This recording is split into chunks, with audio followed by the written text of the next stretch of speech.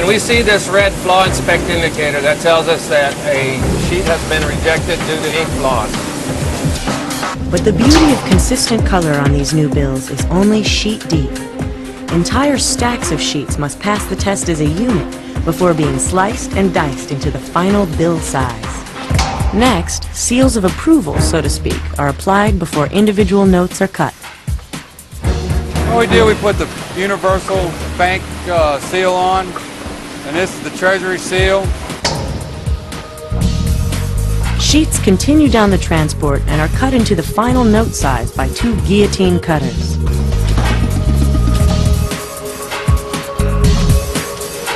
The banded notes are inspected by the very last human eye. And we do the best printing of this type that there is. If the strap of bills makes the cut, it is collated with 9 other straps. They are banded together and officially called a brick. The brick is placed on a skid and stored for the next and final operation, cash pack. This is one single brick. This is one single bricks of 20s. This contains $80,000 in it.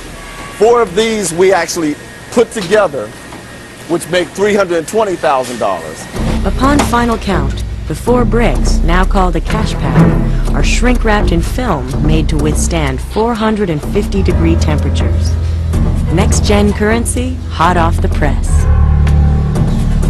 Basically, at this process, this is the ending process where we actually load 40 cash packs on the one skid. This skid is holding close to $12.8 million of next-gen 20s right now. Approximately, we do 30 skids a day before we deliver it to the vault. 10 of these skids make one process. So for every process, we're looking at $128 million. Not bad for a few hours' work. Now, forklifts roll out the dough. From the beginning of the process until the end of the process, it takes about 4 weeks. With so many steps involved, this is actually a relatively short amount of time. Sounds pretty easy, but overall it's a very complicated process. That may be, but at least the job is predictable.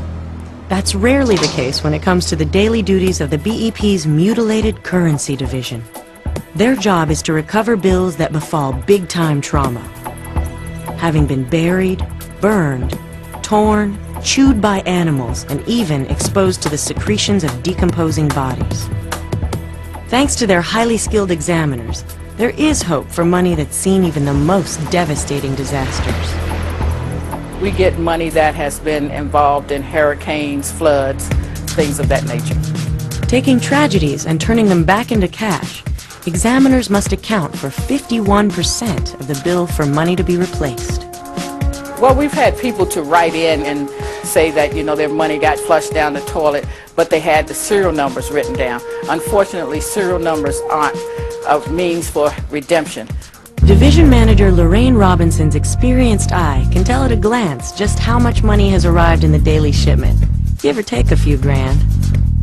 On this cart is probably representative of maybe somewhere in the neighborhood of $2 million.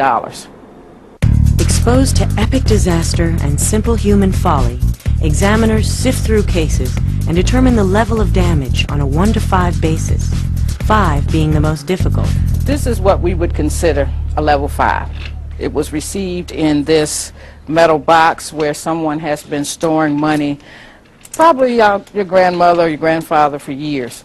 But rust isn't the only thing that eats away at buried bills.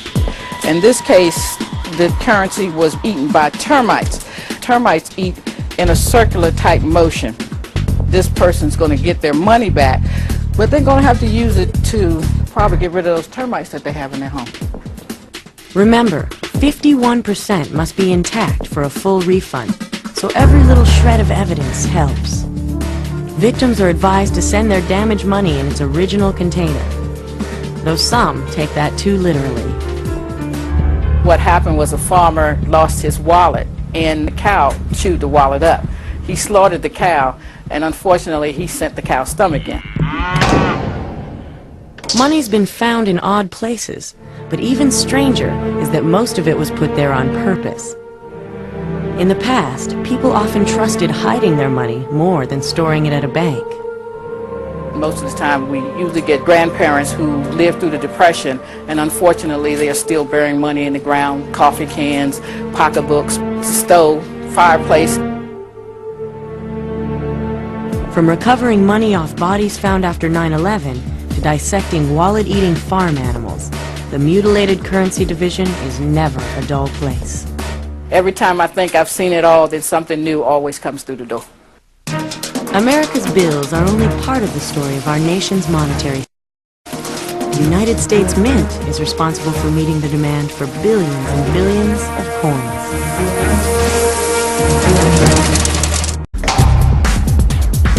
Welcome to the U.S. Mint. With locations in San Francisco, West Point, Denver, and Philadelphia, the U.S. Mint houses the country's most precious metals and cranks out more coins than anywhere on the planet. We are the largest mint in the world. We mint about 15 billion coins a year. In one facility, we might mint $25 million a day. Because the product made in this factory is money, security is tight. Before entering or leaving, every worker must pass through a metal detector 100 times more sensitive than those found in airports. No metal, no coins allowed. But once inside, the cool factor of creating coins is worth all the hassle.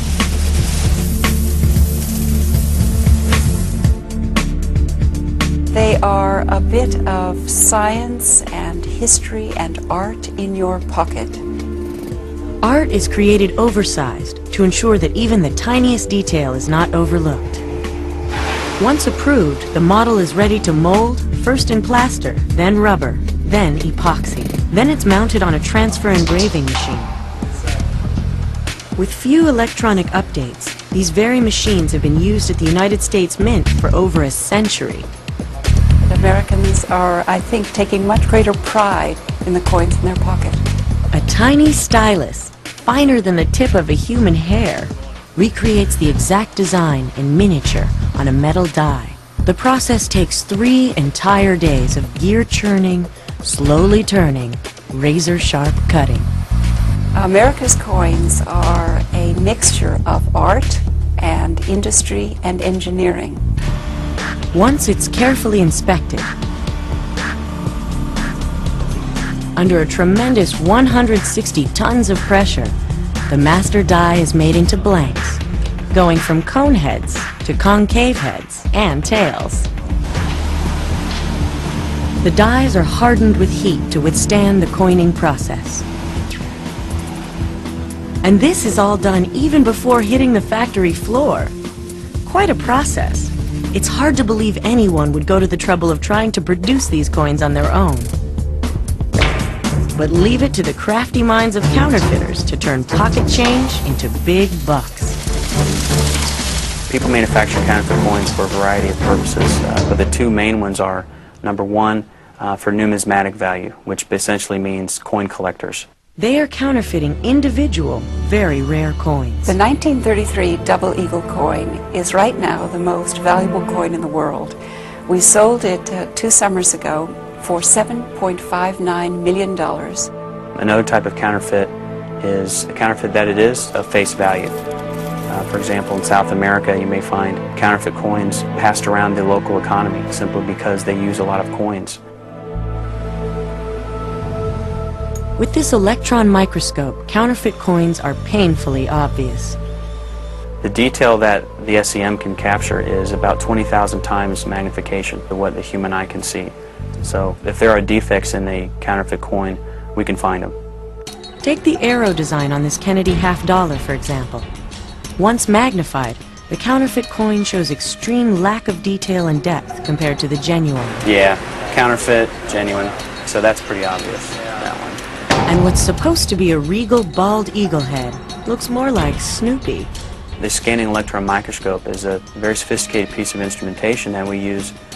We can look at the elemental composition or the types of metals that were used to manufacture that counterfeit coin. Is it really a solid gold coin, or simply a lead interior that's been plated with gold to fool you? Essentially what we do is we bombard the specimen with X-rays.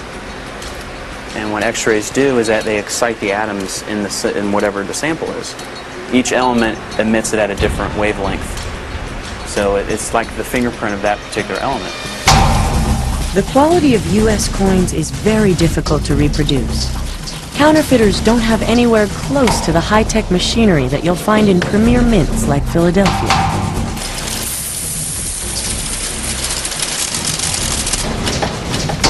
Witness this industrial symphony that plays on inside. Sheets of heavy metal and hardened dyes metamorphose into thousands of bright and shiny new coins. In the first step, called blanking, mighty rolls of metal, 13 inches wide and longer than 5 football fields, are fed through a blanking press. Holes are punched through metal, like well-sharpened cookie cutters. Leftovers, or webbing, are recycled loose coins from the public. You need to take them home, count them yourself, and bring them back. But who wants to spend their valuable time rolling hundreds of pennies? Not the creators of Coinstar. Coin counting machine, and a successful business was born. Last year we processed $1.8 billion worth of coin. As a direct result of Coinstar, the Mint cut back annual production by 5 billion coins in 2001. Coinstar, in turn, is picking up some of the Mint's lost pennies along the way. We charge 8.9% on every dollar that's processed, netting a total of $155.7 million last year alone. Not bad for pocket change. The United States Mint cranks out coins at tremendous speeds, and the Bureau of Engraving and Printing shuffles out billions of bills faster than any human could ever spend them. But the high-speed, ultra-productive nature of these money-making entities would all come to a grinding halt if the Fed said stop. In complete control of all construction and destruction of money, what the Fed says goes. The Federal Board of Governors oversees the 12 Federal Reserve Banks and their 25 branches nationwide. This is Marcia Riedel, the Federal Reserve Board officer responsible for cash. Big job. But besides what's in the employees' pockets, the board building is actually cash-free, though plenty of other financial activities take place here. If you refinance this year, it was probably because of the rates determined in this room. But the Fed is more than just a fancy boardroom. It's the backbone of our nation's banks. Congress created the Fed in 1913 to provide money and a bank Americans could trust. An important function of the Federal Reserve System is ensuring that there are sufficient quantities of currency and coin in circulation to meet the public's requirements. Known as the Bankers Bank, credit unions and banks across the country all do their banking here. The reserve banks are really the operating arm of the Federal Reserve System. They sort and count the currency. They remove unfit notes from circulation, they detect counterfeits, and then they pay back out currency to meet the public's requirements.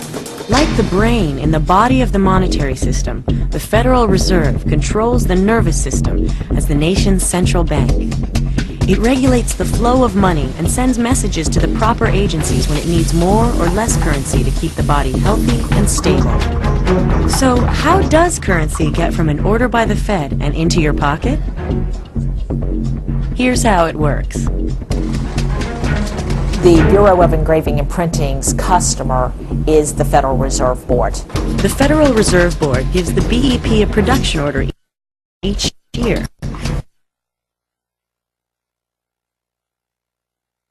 And that order is divided.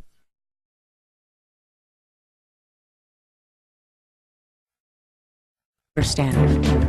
Now, money's value lies solely in a government promise, making the Liberty Dollar more attractive to many. But is it legal? There's absolutely no doubt about that. But it's interesting how many well-informed people don't understand that anybody can go out and make their own money. It's legal to make it and legal to spend it. No laws prohibit making your own money and exchanging it for goods and services. While people might choose to use them within their own community, they're not recognized, and nor, if they were ever deposited here, would not be recognized and given credit for. The The Liberty Dollar can only be used if a business or individual is willing to accept it. So what happens when you take it to the street? Oh yeah, hi, I'd like to have 2 turkey and Swiss and 1 ham and Swiss. I have a $10 silver. What is this? It's the new $10 silver piece. Hold on, I'm trying to see what this is. Just like that. Used every day throughout America. Washington, District of Criminals. Okay. Now I have the paper money, but I have a new silver $10 piece. Oh, really? Yeah. Ooh, it's good. Whoa, what do you think? Looking pretty good. Okay. Okay. I think that. Okay, thank you very much. Thank you so much. You're welcome. You have a nice day. Oh, absolutely. Right now, there are more than 5 million Liberty Dollars in circulation, with over 50,000 users. It's just amazing, because most people think that people won't accept the currency. But the reality is, after 5 years of doing this, people take the currency readily. And Liberty Dollar supporters are stationed all over the country. Here in Berryville, Arkansas, Wayne Hicks is the regional currency office operator. When you have a money that is backed by a commodity that has an intrinsic value, a real value, you have money that can never be completely worthless.